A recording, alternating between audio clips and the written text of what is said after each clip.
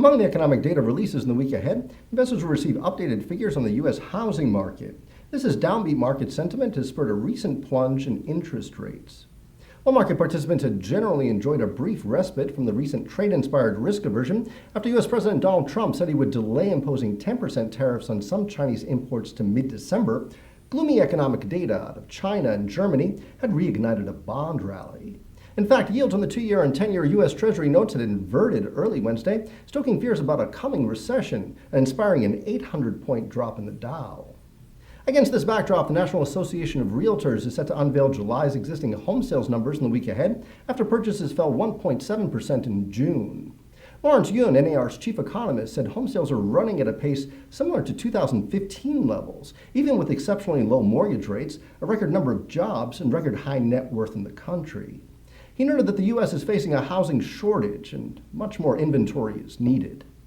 Meanwhile, market participants will also receive new home sales data for July later in the week, following a 7% rise in the sales of new single-family houses in June.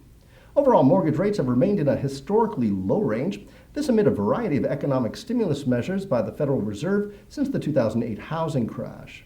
In Wells Fargo's second quarter earnings results, for example, banks said mortgage originations had increased by $20 billion over the previous quarter, due in large part to higher refi volumes from lower interest rates.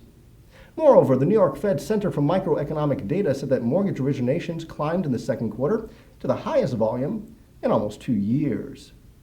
Against this landscape, the intensified and escalating trade dispute between the U.S. and China, coupled with the recent yield curve inversion, deteriorating manufacturing conditions in many nations, along with slowing global growth and geopolitical uncertainties, including Brexit and Hong Kong's ongoing protests, may ultimately pose a threat to the confidence of the U.S. consumer.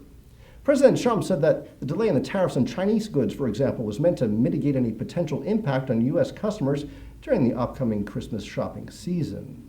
And while the current state of the housing market may seem rosy, the long list of global uncertainties has instilled a risk-off tone in housing-related stocks and exchange-traded funds. These include Home Depot, Lowe's, and the Vanguard Real Estate ETF. Meanwhile, investors will be closely watching economic developments for further signs of slowing growth and recession signals. Releases in the week ahead will also include weekly inventories on crude oil stocks, the Fed's July meeting minutes, a flash reading of markets manufacturing PMI, and durable goods orders. In the meantime, select the event calendar option in the IBKR Trader Workstation for a full list of U.S. and global corporate events and earnings, dividend schedules, economic data, IPOs, and more. I'm Steven Levine for Interactive Brokers, asking you to enjoy the week ahead.